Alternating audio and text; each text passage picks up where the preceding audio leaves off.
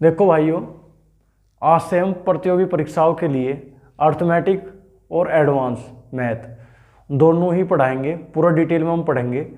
और बहुत से बच्चों को ये डाउट रहता है कि ये किस किस के लिए बेनिफिशियल होगा। मैं आपको बात बता दूं, यदि आप एसएससी के किसी भी एग्जाम की तैयारी कर रहे हो, फॉर एग्जांपल चाहे आप सीजीएल के लिए तैयारी कर रहे हो, सीपीओ के लिए तैयारी कर रहे हो, चाहे आप सीएचएसएल के लिए तैयारी कर रहे हो, चाहे आप एमटीएस के लिए तैयारी कर रहे हो, ये सभी के लिए लाभदायक होगा।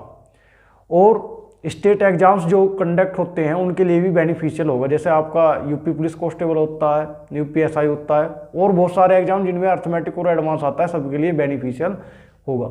तो सबसे पहले जो हम टॉपिक स्टार्ट करेंगे वो होगा नंबर सिस्टम, अर्थमेटिक का number system. Number system arithmetic का सबसे बड़ा टॉपिक है। कहने का मतलब ये सबसे ज़्यादा वेटेज जो है वो नंबर सिस्टम का ही है। और सबसे पहला आज हम जो डिस्कस करेंगे नंबर सिस्टम को ही करेंगे और पूरा डिटेल में पढ़ेंगे और जीरो से पूरे हाई लेवल तक ले जाएंगे। तो स्टार्ट करते हैं आज का टॉपिक नंबर सिस्टम। देखो number system, number system, number system का मतलब होता है संख्या पद्धति, संख्या पद्धति। सिस्टम का मतलब होता है नंबरों के बारे में जानना ही नंबर सिस्टम कहलाता है। नंबरों के बारे में जानना ही क्या कहलाता है? नंबर सिस्टम कहलाता है। अब नंबर सिस्टम में क्या होता है? एक नंबर होता है कॉम्प्लेक्स नंबर, एक नंबर होता है कॉम्प्लेक्स नंबर, जिसे हम हिंदी में कहते हैं सम्मिश्र संख्या, सम्मिश्र संख्या।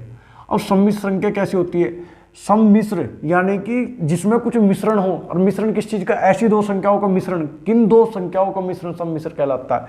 तो किन दो संख्याओं का मिश्रण सम्मिश्र कहलाता है? वो दो संख्या होती है वास्तविक संख्या और काल्पनिक संख्या।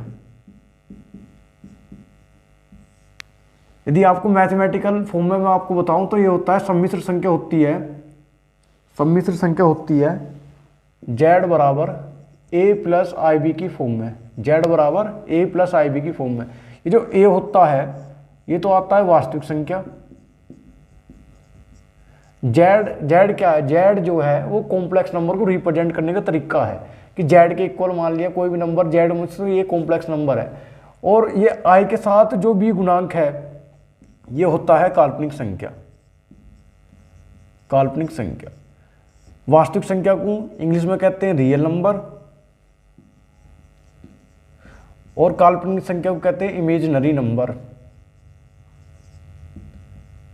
और ये जो आपको z बराबर, ये जो मैंने लिखा है a प्लस आई बी में, ये जो i होता है इसे कहते हैं आयोटा, इसे कहते हैं आयोटा।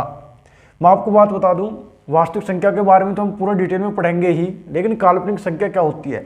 काल्पनिक संख्या का मतलब ये होता है कि यदि आयोटा के स्क्वायर -1 के इक्वल है, यानी कि अंडर रूट के अंदर कोई भी माइनस नंबर आयोटा कहलाता है हमारा। यदि मैं आपको दिखाऊं, आई स्क्वायर की वैल्यू होती है -1 और आई बराबर होता है अंडर रूट -1। तो ये क्या होता है? इमेजिनरी नंबर्स होते हैं। तो इमेजिनरी नंबर कौन से होंगे? जो रूट के अंदर जिनका निगेटिव आएगा। जो नंबर रूट के अंदर निगेटिव में है वो इमेजिनरी कहलाएगा। तो इमेजिनरी नंबर से हमारा कोई लेना देना नहीं है। कहने का मतलब ये है कि हम अर्थमेटिक मैथ में सिर्फ रियल नंबर्स के बारे में पढ़ेंगे और रियल नंबर्स को ही पूरा डिटेल में जानेंगे कि रियल नंबर्स होते क्या है। तो मैंने संख्या को दो भाग में बांट दिया, एक तो वास्तविक संख्या, एक काल्पनिक संख्या। जैसा मैंने आपको बताया कि वास्तविक संख्या ही हम पढ़ेंगे, काल्पनिक संख्या हमारे सिलेबस में नहीं है। तो वास्तविक संख्या को पूरा डिटेल में पढ़ते हैं। अब वास्तविक संख्या को स्टार्ट करते हैं। ये एक नंबर लाइन मैंने खींची और ये मैंने 0, ये 1, ये 2, ये 3, ये सेम डिस्टेंस पर रहता है, ये आगे की तरफ चलता जा रहा है एंड सो ऑन। कहने का मतलब ये है कि इनफाइनाइट तक जा रहा है। इधर की तरफ -1, -2, -3, इधर की तरफ भी चलते चले जा रहा है। अब मैं आपको यदि नंबर रिप्रेजेंट करने का तरीका बताऊं कि मान लीजिए मुझे 2 नंबर रिप्रेजेंट करना है नंबर लाइन पे। कितना नंबर रिप्रेजेंट करना है? 2 को नंबर लाइन पे रिप्रेजेंट करना है। तो मैं क्या करूँगा? तो पूरे कदम चलेंगे, 0 से 1 पाई, 1 से 2 पाई। मुझे -3 नंबर रिप्रेजेंट करना है, तो -3 नंबर कैसे रिप्रेजेंट करूँ? तो -3 इधर की तरफ है, तो -3 मैंने रिप्रेजेंट कर दिया। अब मेन बात क्या है कि ये जो नंबर लिखे हुए हैं 0 से 1, इनके बीच में खाने होते हैं 10-10 के। 10-10 खाने होते हैं। अब मान लीजिए मुझे 1.3 दिखाना है, क्या दिखाना है 1.3 दिखाना। 1.3 क्या है, ये दशमलव प्रणाली का नंबर है, डेसिमल नंबर है। अब मुझे 1.3 दिखाने के लिए तो 1 और 2 के बीच में 10 खाने करने पड़ेंगे। 1 के बाद 0.3, 1 2 3, तो ये जो मैंने नंबर रिप्रेजेंट करा यही कहलाएगा 1.3, यही कहलाएगा 1.3। तो हमने प्राकृतिक संख्या कह सकते हैं इसे, पूर्ण संख्या भी कह सकते हैं, परिमेय संख्या भी कह सकते हैं। या परिमेय संख्या में आपको लेके दिखा दूं, यदि मैं 4/3 को नंबर को रिप्रेजेंट करूं तो 4/3 का मतलब है 1.333, ऐसे चलता चले जाएगा।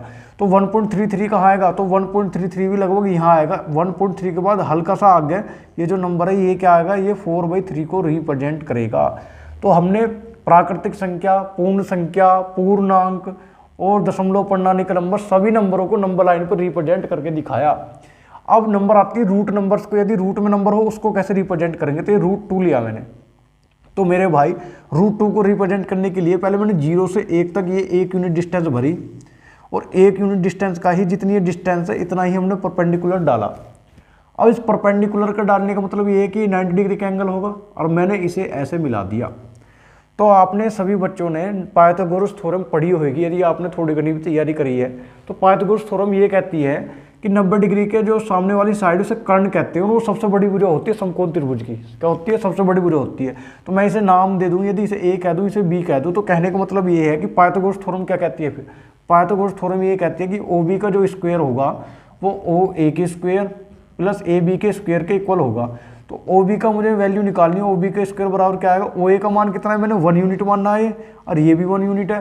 तो 1 का स्क्वायर प्लस 1 का स्क्वायर, और ओ बी का स्क्वायर क्या आ जाएगा 1 + 1। तो ओ बी क्या आ जाएगा हमारा, ओ बी आ जाएगा √2।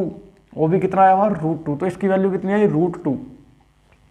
तो मेरे भाइयों कहने का मतलब ये है कि अब हम अपने प्रकार में, देखो ये आपने सबने 9th के NCERT में पढ़ा होगा, ये अब हमने प्रकार में 0 से लेकर √2 की ये वैल्यू भरी जितनी भी आती है, और हमने ऐसे लाइन घुमा दी ऐसे। तो ऐसे लाइन घुमाने के बाद जहाँ भी ये कट करेगी, मान ली यहाँ कट करा, तो ये जो पॉइंट जहाँ भी आएगा यही वैल्यू √2 की कहलाएगी। तो कहने का मतलब ये कि नंबर लाइन पे हम प्रत्येक नंबर को रिप्रेजेंट कर सकते हैं। तो जितने भी मैंने नंबर बताए सारे नंबर ही क्या आते हैं, ये रियल नंबर्स के अंदर आते हैं। तो कहने का मतलब ये है, अब रियल नंबर्स को हम टॉपिक वाइज पढ़ेंगे, टॉपिक वाइज पढ़ेंगे, और कैटेगरी में अलग अलग बांट के पढ़ेंगे। अब सबसे पहले पढ़ेंगे वास्तविक संख्या। वास्तविक संख्या के बारे में डिटेल में पढ़ेंगे।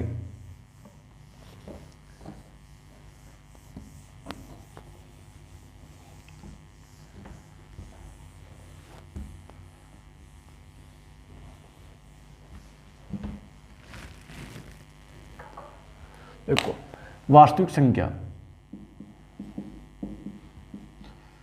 जैसे मैंने बताया अभी, इंग्लिश में क्या कहते हैं इसे, रियल नंबर्स कहते हैं, रियल नंबर। तो मेरे भाइयों मैंने इसे अब पहले 2 कैटेगरी में बांट दिया। 2 कैटेगरी कौन सी, एक तो परिमेय संख्या कह दिया, जिसे इंग्लिश में कहते हैं रेशनल नंबर,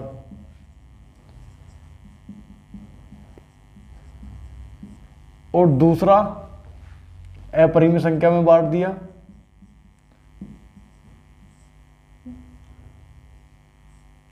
अपरिमेय संख्या में बांट दिया जिसे कहते हैं इर्रेशनल नंबर।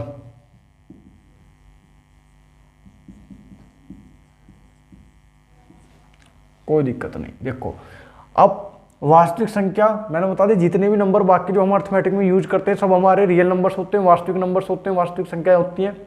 अब वास्तविक संख्या के जितने भी नंबर्स हैं उनको कैटेगरी में बांट के अलग अलग पढ़ेंगे। तो मैंने वास्तविक संख्या को 2 कैटेगरी में बांट दिया, एक तो परिमेय संख्या और एक अपरिमेय संख्या। परिमेय संख्या को इंग्लिश में रेशनल नंबर कहते हैं, और अपरिमेय संख्या को इंग्लिश में इर्रेशनल नंबर कहते हैं। तो सबसे पहले जो है हम परिमेय संख्या के बारे में जानते हैं, क्या होता है परिमेय संख्या को। तो परिमेय संख्या वे संख्याएं होती है जिसे P/Q फॉर्म में लिखा जा सके, वो परिमेय संख्याएं होती हैं। क्या होती है, वे संख्याएं जो P/Q के रूप में लिखी जा सके, जो P/Q के रूप में लिखी जा सके परिमेय संख्याएं कहलाती हैं।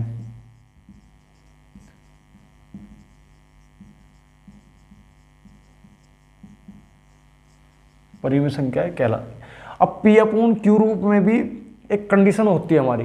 क्या कंडीशन होती है, या इंग्लिश में यदि जानना चाह रहे हो तो इंग्लिश में होता है those numbers which can be written in the form of p upon q, those numbers are called rational numbers. तो कहने का मतलब ये, इसमें भी एक कंडीशन होती है। कंडीशन ये होती है कि पी अपॉन क्यू में जो हमारा क्यू होता है, यानी कि जो हर होता है, वो 0 के इक्वल नहीं होना चाहिए। और क्यों नहीं होना चाहिए, देखो ये भी बात है भाई, क्यों नहीं होना चाहिए, क्योंकि 0 से यदि हम किसी भी नंबर को भाग करते हैं तो अपरिभाषित होता है, अनडिफाइंड होता है, हम बता नहीं सकते क्या आएगा। तो जब बता ही नहीं सकते तो उसे अपरिमेय संख्या को कैसे मान लेंगे कि हाँ कि ये भाई परिमेय संख्या है। अब तो परिमेय संख्या होती क्या है, मैं आपको कुछ एग्जांपल समझाता हूँ।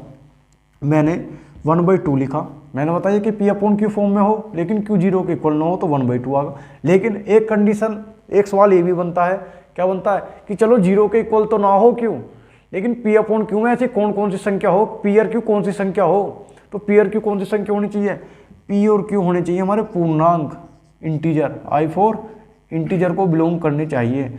और इंटीजर को इसे कहते हैं पूर्णांक, हिंदी में क्या कहते हैं, पूर्णांक।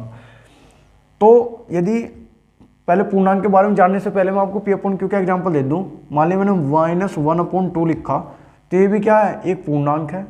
मैंने 0 लिखा, 0 क्या है, सॉरी ये -1/2 भी एक परिमेय संख्या है। 0 क्या है, 0 के नीचे मैं 1 लिख सकता हूँ भाई, 1 को तो 0 से भाग कर सकते हैं, तो 1 से जब 0 को भाग कर सकते हैं तो ये भी पी अपॉन क्यू फॉर्म में हुआ, क्योंकि कंडीशन तो हमारी यही है कि हर 0 के इक्वल ना हो। तो यहाँ हर तो 1 है, तो ये भी क्या है, ये भी परिमेय संख्या यानी कि रेशनल नंबर है। मैंने √16 लिखा, √16 का मैं रूट फाइंड आउट कर सकता हूँ, इसका मतलब कितना 4, और 4 के नीचे 1 लिख सकता हूँ, तो इसका मतलब ये भी एक रेशनल नंबर है। मैंने ये लिखा 0.56 चलता चले जा रहा है, तो 0.56 का मतलब ये है कि मैं इसे फ्रैक्शन के रूप में ऐसे लिख सकता हूँ, कैसे, 0.6 के ऊपर बार, यानी कोई भी नंबर रिपीट होता है ना बार बार तो उसके बार आ जाता है। और इसे मैं कैसे लिख सकता हूँ फ्रैक्शन के रूप में, 56/99। ये आगे चल के पढ़ेंगे ऐसे कैसे लिख सकते हैं। अब सबसे पहले हमारी मेन बात ये आती है कि मैंने ये बताया कि P और Q पूर्णांक होने चाहिए। तो P और Q पूर्णांक क्या होते हैं, तो सबसे मेन बात यह है कि पूर्णांक होते क्या हैं। तो पहले पूर्णांक के बारे में हम पढ़ेंगे कि पूर्णांक क्या होते हैं। तो पूर्णांक को मैंने 3 कैटेगरी में बांट दिया। पूर्णांक को, इंटीजर को मैंने 3 कैटेगरी में बांट दिया। 3 कैटेगरी कौन सी,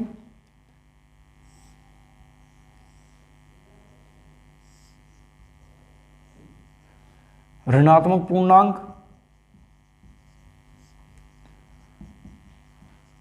जिसे हम निगेटिव इंटीजर कहते हैं, एक होता शून्य पूर्णांक जिसे हम जीरो इंटीजर कहते हैं, एक होता है धनात्मक पूर्णांक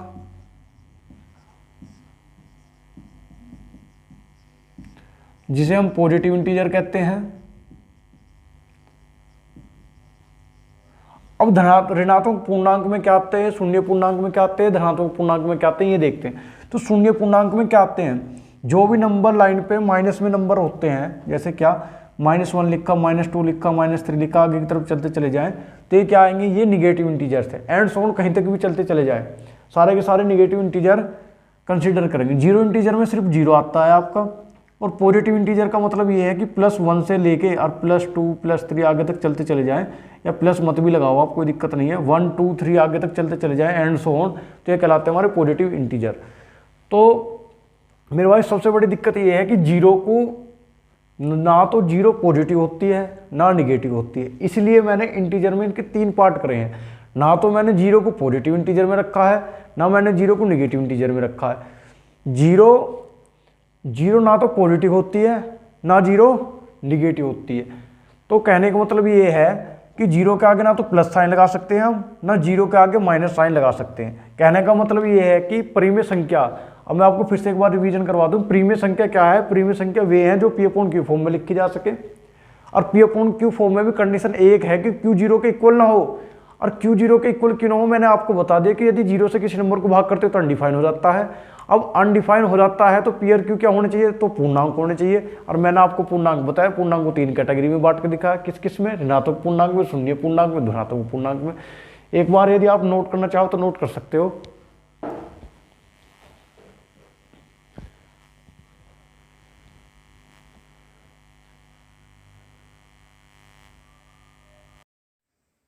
पूर्णांक के बारे में हमने पढ़ लिया, ये तो आपने नोट कर लिया। पूर्णांक हमने 3 कैटेगरी में बांट दिया, ऋणात्मक पूर्णांक, शून्य पूर्णांक और धनात्मक पूर्णांक। अब नेगेटिव इंटीजर मैंने आपको बता दिया। जीरो के बारे में ध्यान रखना, ना तो ये पॉजिटिव होता है ना ही ये नेगेटिव होता है। अब सबसे मेन बात आती है ये पॉइंटों के बारे में, कि जो मैंने दशमलव नंबर लिख दिया है ये क्या है। अब परिमेय संख्या में दशमलव नंबर भी कई प्रकार का होता है। अब ये देखेंगे कि हमें कितने प्रकार का होता है, इसके बारे में हम डिटेल में जानेंगे।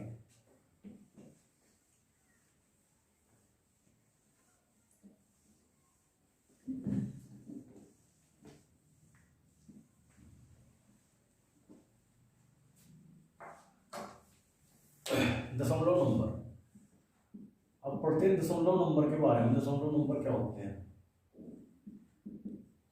दशमलव संख्या, डेसिमल नंबर। तो कोई डेसिमल नंबर क्या होता है? जिस नंबर में पॉइंट आ जाता है उसे डेसिमल की फॉर्म में क्या देते हैं कि ये डेसिमल है। अब ये भी कितने प्रकार के होते हैं देखते हैं। एक तो होता है शांत दशमलव, शांत दशमलव यानी कि टर्मिनेटिंग डेसिमल।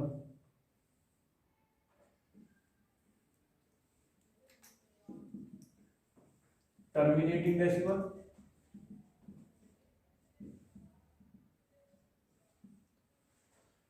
एक होता है शांत पुनरावर्ती दशमलव, शांत पुनरावर्ती दशमलव यानी कि terminating, terminating terminating repeating decimal, terminating repeating decimal. और एक होता है आपका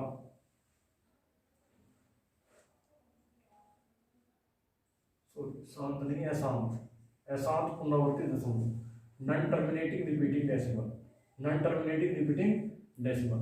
और एक होता है आपका अशांत अपुनरावर्ती, अशांत अपुनरावर्ती दशमलव।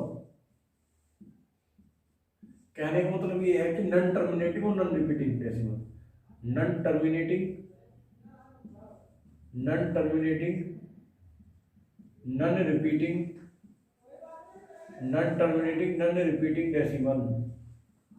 अब देखो ये देखते हैं कि शांत क्या है, अशांत क्या है, यानी टर्मिनेटिंग क्या है, नॉन टर्मिनेटिंग क्या है, इनके बारे में हम जानेंगे।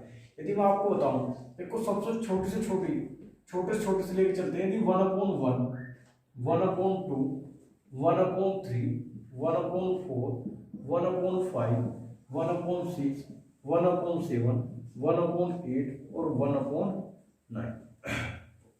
देखो कहने का मतलब ये है कि 1 से आप 1 को भाग करोगे तो क्या आएगा 1, 2 से आप 1 को भाग करोगे तो आएगा 0.5 डेसिमल फॉर्म में 0.5। यदि 3 से 1 को भाग करोगे तो आएगा 0.3333 आगे की तरफ चलता चले जाएगा।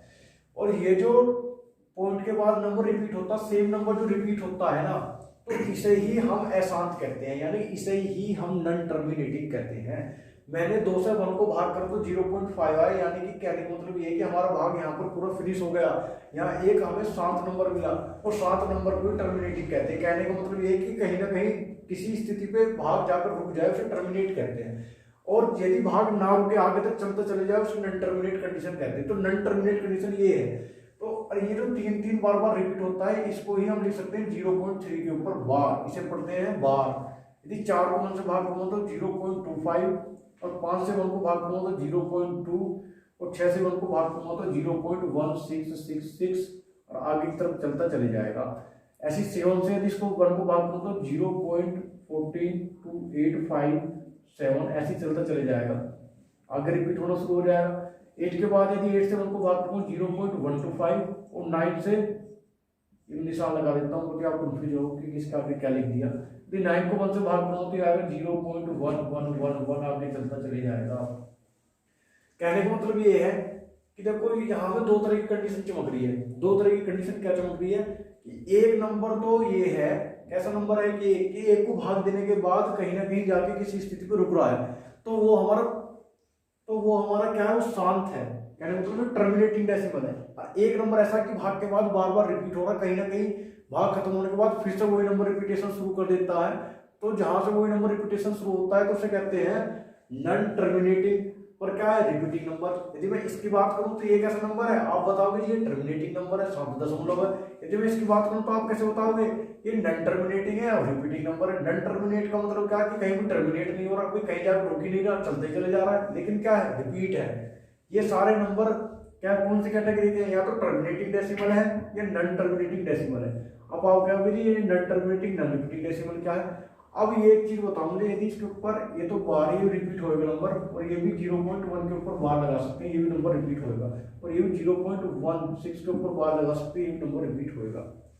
तो कहने का मतलब ये है कि ये नंबर या तो टर्मिनेटिंग डेसिमल है या नॉन टर्मिनेटिंग रिपीटिंग डेसिमल है। तो फिर क्वेश्चन ये उठता है कि अब ये सारे नंबर किस फॉर्म में लिखे हुए हैं, ये सारे के सारे number P upon Q form में लिखे हुए हैं। कहने का मतलब ये है, यदि मैं वापस लिखना चाहूं तो मैंने वापस इसी फॉर्म में लिख सकता हूं, लेकिन इसके बारे में हम डिटेल में पढ़ेंगे। लेकिन फिर भी मैं आपको दिखा देता हूं, यदि 0.3 है तो 3 को तो जू का तो रखते हैं, जितने के ऊपर नंबर के ऊपर बार रहता है उसके नीचे 9 लिख लेते हैं, तो ये क्या रहेगा 1/3 आ रहा है। कहने का मतलब ये है कि इस नंबर को मैं पी अपॉन क्यू फॉर्म में वापस लिख सकता हूँ। ये 0.5 है तो इसका मतलब रहता है 5, और पॉइंट का मतलब नीचे क्या रहेगा 10, तो इसका मतलब क्या है 1/2। तो कहने का मतलब ये है कि इस नंबर को वापस इस फॉर्म में लिख सकता हूँ। तो मेरा कहने का पर्पज ये है सिर्फ और सिर्फ कि जितने भी नंबर लिखे हुए हैं पॉइंट में ना वापस में फ्रैक्शन फॉर्म में लिख सकता हूं।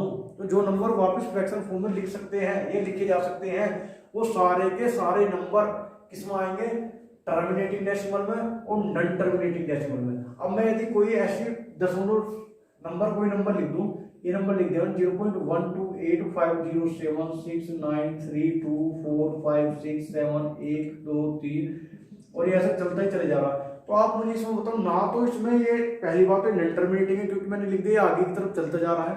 दूसरी बात ये है कि इसमें कहीं भी रिपीटेशन नहीं हो रहा। यदि 7 में देखो इसके बाद रिपीटेशन इसका शुरू हो गया है, इसमें देखो 1 के बाद 1 आ रहा है, सेम नंबर आ रहा है, रिपीटेशन सेम नंबर का रिपीटेशन है, इसके बाद भी सेम नंबर का रिपीटेशन है। लेकिन ना तो एक तो ये अशांत है, अशांत का मतलब भाई एक तो ये नॉन टर्मिनेट है, और नॉन टर्मिनेट होने के साथ साथ मेरे भाई ये नंबर क्या है, नॉन टर्मिनेट होने के साथ साथ ये नंबर है कि कहीं भी जाके किसी भी स्थिति में वापस नंबरों को रिपीट नहीं कर रहा है।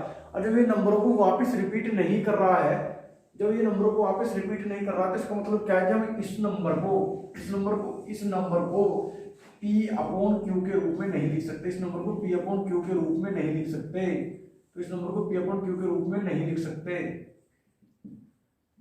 सकते, क्योंकि मैंने आपको जितने नंबर बताए सबको बदल के दिखाए। ये जो तरीका है फ्रैक्शन बदल के, आगे पढ़ेंगे पूरा डिटेल में पढ़ेंगे। तो कहने का मतलब ये है कि जो नंबर को हम पी अपॉन क्यू रूप में नहीं लिख सकते वो ही हमारे अपरिमेय संख्या होते हैं। तो कहने का मतलब क्या है कि जो 2 नंबर बताए मैंने आपको, शांत दशमलव अशांत पुनरावर्ती दशमलव, यही नंबर हमारे बाबू होते हैं परिमेय संख्या।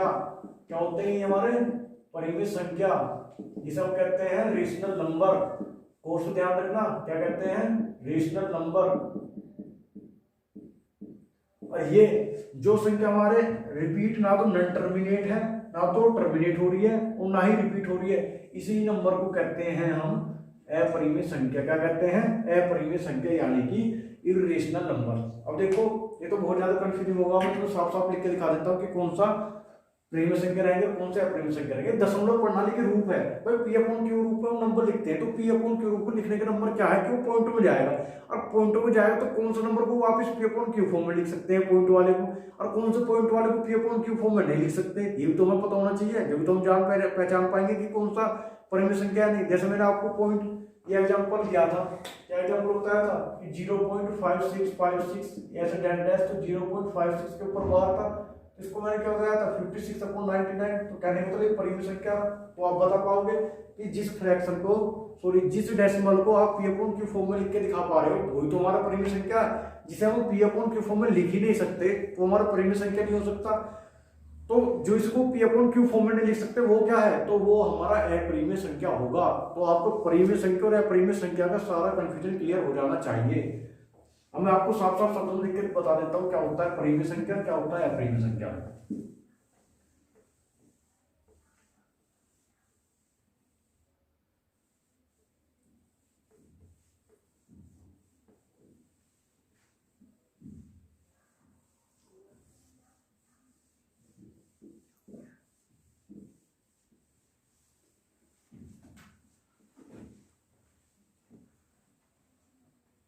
तो देखो हमने दो नंबरों के बारे में पढ़ा, एक तो परिमेय संख्या और एक अपरिमेय संख्या। परिमेय संख्या का मतलब रेशनल नंबर। तो मैंने क्या बताया, दशमलव के कौन से नंबर रेशनल रहेंगे, दशमलव के कौन से नंबर इरेशनल रहेंगे। तो मैंने बताया जो नंबर टर्मिनेट हो रहा है तो इसमें दो नंबर बने, कौन कौन से परिमेय संख्या के रहेंगे, जो नंबर टर्मिनेटिंग हो, टर्मिनेटिंग डेसिमल। टर्मिनेटिंग डेसिमल का मतलब है मेरे भाई 7 दशमलव वाले नंबर सारे के सारे कौन से रहेंगे, परिमेय संख्या वाले रहेंगे। कैसे रहेंगे, परिमेय संख्या वाले रहेंगे। और दूसरा नंबर कौन सा, नन टर्मिनेटिंग हो कोई बात नहीं, नन टर्मिनेटिंग हो कोई बात नहीं, लेकिन क्या होने चाहिए, रिपीटिंग होने चाहिए। नन टर्मिनेट हो चलेगा लेकिन क्या होने चाहिए, रिपीटिंग होने चाहिए। कहने का मतलब ये है कि अशांत हो लेकिन क्या हो, पुनरावर्ती दशमलव हो। अशांत हो लेकिन क्या हो, पुनरावर्ती दशमलव चलेंगे। जैसे मैं आपको एग्जांपल दे दूं, जैसे 0.5 था तो 0.5 को क्या लिख सकते हैं, 1/2, तो 7.1/2 के फॉर्म में लिख सकते हैं। जैसे 0.3 के ऊपर बार था, इसका मतलब 0.3333 ऐसे था, तो इसे क्या लिख सकते हैं, 1/3 लिख सकते हैं। क्या है, अशांत है लेकिन क्या है, रिपीटिंग हो रहा है सेम नंबर। तो ये क्या है, अशांत पुनरावर्ती दशमलव है। अब मेरे भाई तो अपरिमेय संख्या में क्या है, जो मैंने आपको बहुत लंबा चौड़ा सा एग्जांपल पिछली बार लिख के दिखाया है उसी को हम अपरिमेय संख्या कहते हैं। इसका कहने का मतलब ये है कि तो P/Q फॉर्म में लिख ही नहीं सकते हम। तो अपरिमेय संख्या क्या है, अपरिमेय संख्या भाई एक ही नंबर है अपरिमेय संख्या में, वो भी कौन सा डेसिमल नंबर, कौन सा डेसिमल नंबर बताओ, तो वो है तुम्हारा एक तो अशांत तो रहेगा ही रहेगा, अपुनरावर्ती भी रहेगा, अशांत भी रहेगा और अपुनरावर्ती दशमलव। कहने का मतलब ये है क्या, none terminating, none terminating, none terminating और नन रिपीटिंग, नन टर्मिनेटिंग और नन रिपीटिंग जो डेसिमल होगा वही हमारा क्या रहेगा, अपरिमेय संख्या रहेगा। तो जैसे हम अंडर रूट की वैल्यू निकालते हैं, अंडर रूट 2 की वैल्यू निकालते हैं, तो अंडर रूट 2 में क्या है कि अंडर रूट 2 की वैल्यू चलती चली जाएगी, इसका पता नहीं कहाँ तक जाएगी, ऐसे चलती चली जाती है। तो ये कहने का मतलब ये है जिसकी अंडर रूट वैल्यू हम फाइंड आउट ना कर पाएंगे, सारे के सारे नंबर किसमें चलते चले जाएंगे, यानी कि जिसकी रूट की वैल्यू कहीं फिक्स पोजीशन पे जाके ना रुके, वो सारे के सारे हमारे अपरिमेय संख्या में पहुंच जाएंगे। तो यहाँ देखो मैंने तुम्हें क्या बताया, परिमेय संख्या में तुम्हें दो चीज बताई, एक तो टर्मिनेटिंग डेसिमल होना चाहिए, नन टर्मिनेटिंग लेकिन रिपीटिंग डेसिमल। किसमें आएगा, रिपीटिंग डेसिमल। किसमें आएंगे मेरे भाई, ये तुम्हारा आ जाएंगे रेशनल नंबर में। किसमें आ जाएंगे, रेशनल नंबर में। याद कैसे रखोगे, non terminating non repeating decimal किसमें आएंगे, अपरिमेय संख्या में आओगे। तो याद रखना NTNR, NTNR, NTNR से याद रखना कि NTNR को क्या कहेंगे हम, इरेशनल नंबर्स कहेंगे। क्या कहेंगे, NTNR को हम इरेशनल नंबर्स कहेंगे। कहने का मतलब ये NTNR क्या लिख दिया कि non terminating non repeating number ही हमारे क्या कहलाएंगे, इरेशनल नंबर्स कहलाएंगे। तो इनमें तो मेरे हिसाब से आपको कोई कंफ्यूजन नहीं होना चाहिए। तो परिमेय संख्या पूरा डिटेल में पढ़ा हमने कि P/Q फॉर्म में हो, उसकी कंडीशन भी पढ़ी कि Q 0 के इक्वल हो, ये भी पढ़ा कि PQ पूर्णांक हो।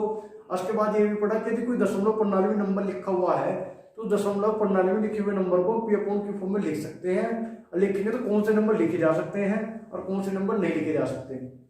और दूसरी बात ये आती है, क्या बात आती है कि कौन से नंबर शांत रहेंगे और कौन से नंबर अशांत रहेंगे। कि हमें तो पता नहीं जी, कैसा बता सकते कि कौन से शांत रहेंगे कौन से अशांत रहेंगे। तो पहले आप एक काम करो, ये बहुत इंपॉर्टेंट बात है, आप नोट कर लो, फिर मैं आपको बताता हूँ कौन से शांत नंबर रहेंगे कौन से अशांत नंबर रहेंगे।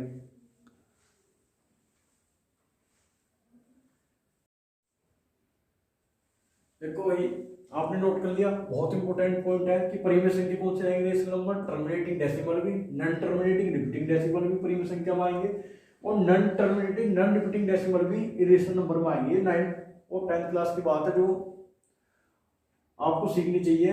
और यह परिमेय संख्या या परिमेय संख्या का आपका डाउट हमेशा के लिए क्लियर हो जाना चाहिए मेरे हिसाब से। तो इसमें तो कोई कंफ्यूजन रहना नहीं चाहिए। अब बहुत बच्चे के मन में कंफ्यूजन ये है कि हमें कैसा पता पड़ेगा कि कौन सा नंबर टर्मिनेट हो गया कौन सा नंबर शांत होगा, कौन सा नंबर नन टर्मिनेट रहेगा यानी कि अशांत रहेगा। अब इसके बारे में चर्चा करते हैं कि यदि कोई नंबर टर्मिनेट कब रहेगा और नन टर्मिनेट कब रहेगा। मैं इसको साफ कर रहा हूं।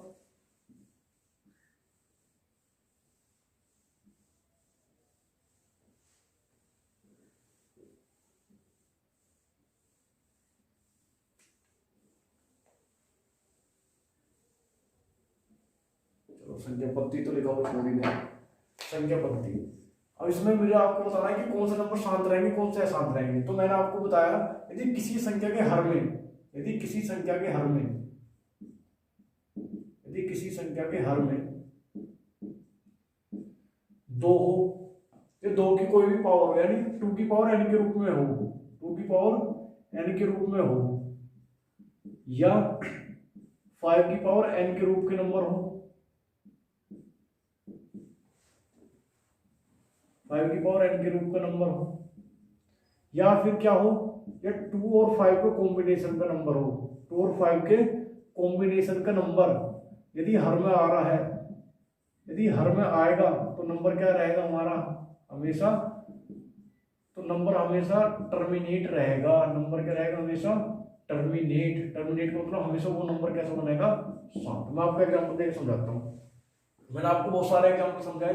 यदि 1 के नीचे मैंने 2 लिख के दिखाया तो कितना आया था 0.5, यदि इसके नीचे 1/5 लिख के दिखाऊं तो 0.2, यदि 1 के नीचे 2 और 5 का कॉम्बिनेशन 10 लिख के दिखाऊं तो 0.1। कहने का मतलब ये है वो नंबर्स जिनके डिनोमिनेटर में 2 आए, या तो 2 की पावर n के नंबर हो, या 5 हो, या 5 की पावर n का कोई भी नंबर हो, या 2 और 5 का कोई भी कॉम्बिनेशन हो, तो वे नंबर किस में चल जाएंगे, शांत प्रवृत्ति के चल जाएंगे। कैसे होंगे, शांत, यानी टर्मिनेट में आ जाएंगे। और टर्मिनेट कौन से, नॉन टर्मिनेट कौन से रहेंगे, जैसे 1/3 था 0.333 ऐसे चलते चलेगा, ये क्या है, ये नॉन टर्मिनेट है। और यदि मैं आपसे रेशनल नंबर के बारे में सवाल पूछूं, जैसे मैंने आपसे ये पूछा √128/8, तो मैंने आपसे पूछा क्या ये रेशनल नंबर है, तो बहुत बच्चों के मन पे कंफ्यूजन हो जाएगा कि ये तो रूट में लिख रहा है, ये तो मास्टर ने अपरिमेय संख्या बताया। अब कैसे करना, लेकिन अपरिमेय संख्या की मैंने कंडीशन भी तो बताया कि P/Q में भी कॉमन 1 होना चाहिए, जब वो परिमेय संख्या कहलाएगी। P/Q में भी क्या होना चाहिए, कॉमन, यानी कि उनका एस्टेप 1 होना चाहिए। तो पहले तो हम इसे काटेंगे, मुझे पता है यदि 8 से मैं इसको काटूंगा तो कितनी बार है, 16 बार, तो इसको मतलब कितना √16, और √16 को क्या लिख सकते हो आप 4, और 4 को भी किसको लिख सकते हो 4/1, तो लिखा गया ना P/Q फॉर्म में। तो ये कभी गलती मत करना कि रूट को देख के ये सीधा लगा दो कि ये परिमेय संख्या है। तो पहले से सोल्व कर लेना है कि परिमेय संख्या है या अपरिमेय संख्या, यानी कि रूट से बाहर नंबर आ रहा है हमारा, सही नंबर आ रहा है तो क्या है हमारा परिमेय संख्या है। यदि रूट से नंबर बाहर ना निकल पाए तो कहने का मतलब है परिमेय संख्या है। तो इसमें मेरे हिसाब से कोई कंफ्यूजन होना नहीं चाहिए। जैसे 1/3 होगा, 1/7 होगा, तो 1/9 आएगा। तो जितने भी नंबर आ रहे हैं ना, तो ये सारे के सारे जो नंबर बनाएंगे नॉन टर्मिनेट नंबर बनाएंगे। ये कैसे नंबर बनाएंगे, ये नॉन टर्मिनेट नंबर बनाएंगे। कहने का मतलब ये है, ये अशांत प्रवृत्ति के नंबर बनाएंगे। कैसे नंबर बनाएंगे, अशांत प्रवृत्ति के नंबर बनाएंगे। अब आपको रेशनल इरेशनल नंबर के बारे में पूरा क्लियर है, पूर्णांक मैंने आपको पढ़ा दिया। अब इस सिलसिले को आगे भी लेके चलते हैं, देखो आगे क्या आता है।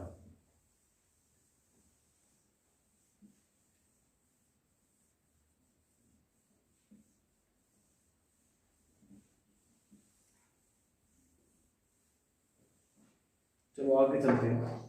अब इसके आगे आता है प्राकृतिक संख्या। प्राकृतिक संख्या जिसे क्या कहते हैं, इसमें नेचुरल नंबर, क्या कहते हैं जिसे, नेचुरल नंबर।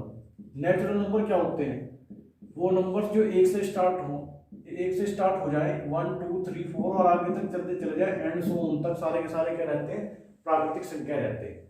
क्या रहते हैं, सारे के सारे प्राकृतिक संख्याएं रहते हैं। अब प्राकृतिक संख्याओं से आगे नंबर आता है पूर्ण संख्या। क्या होता है, पूर्ण संख्या। पूर्ण संख्या क्या होती है, पूर्ण संख्या भी इसमें कहते हैं होल नंबर। क्या कहते हैं, होल नंबर। यदि मैं इसमें 0 और इंक्लूड कर दूं, यानी कि प्राकृतिक संख्या में 0 और इंक्लूड कर दूं, क्या कर दूं, 0 1 2 3 और आगे तक ऐसे ही चलता चले जाए, तो क्या कहलाएंगे नंबर भी सारे सारे, क्या कहलाएंगे, ये भी क्या कहलाएंगे, एंड सो ऑन, यानी कि आगे तक चलते चल जाए इनफाइनाइट तक। हमें पता नहीं कहां तक, जहां तक आप नंबर लिख सको वो क्या कहलाएंगे, सारे सारे पूर्ण संख्या कहलाएंगे। प्राकृतिक और पूर्ण संख्या में क्या मतलब होता है, देखो पूर्ण संख्या क्या होता है कि 0 से स्टार्ट होकर एंड सो ऑन अनंत तक चलती चली जाए, तो क्या कहलाएगा, पूर्ण संख्या कहलाएगी। क्या कहलाएगी, पूर्ण संख्या कहलाएगी।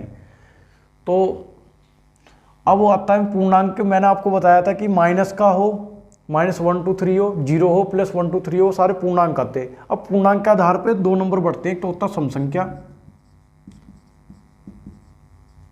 और एक होती है विषम संख्या। एक होती है सम संख्या, एक होती है विषम संख्या। सम संख्या को कहते हैं हम इवन नंबर, और विषम संख्या को कहते हैं हम ओड नंबर। ये तो आप सब जानते होगा कि सम संख्या क्या होती है। जो संख्या 2 से विभाज्य हो जाए,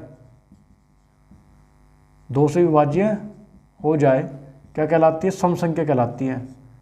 हो जाए तो सम संख्या कहलाती है। तो बाकी बची संख्या क्या होती है? जो 2 से डिवाइड ना हो, तो क्या कहोगे जी आप? जो 2 से डिवाइड ना हो रही तो कौन सी हो जाएंगी? वो विषम संख्या हो जाएंगी। तो विषम सम संख्या कौन सी? अब सबसे बड़ा क्वेश्चन ये होता है कि 0 सम संख्या है या विषम संख्या है? तो 0 को एक चीज़ बताओ, यदि हम 2 से डिवाइड करें तो 2 से 0 को डिवाइड करेंगे तो कितने पे मायने चलेगी? 0 पे। तो इसका मतलब क्या है? 0 एक कैसी संख्या है? सम संख्या है। तो सम संख्या कौन सी हुई? 0, 2, 4, 6 और इधर की तरफ माइनस में भी -2, -4, ये सारी की सारी कैसी संख्या है? ये सम संख्या है। तो विषम संख्या क्या है? जो 2 से डिवाइड ना हो। 2 से डिवाइड कौन सी नहीं होती? 1, 3, 5, 7, या ऐसी माइनस में -1, -3 ऐसी चलती चली जाए, ये संख्या कौन सी होंगी? ये विषम संख्या कहलाएंगी। तो सम संख्या और विषम संख्या भी समझ में आ गई। सम संख्या क्या? जो 2 से डिवाइड हो जाए, और विषम संख्या क्या? जो 2 से डिवाइड ना हो पाए। अब इसी सिलसिले को जारी रखते रहेंगे। कृपया चैनल को सब्सक्राइब करें और हमारे साथ बने रहे।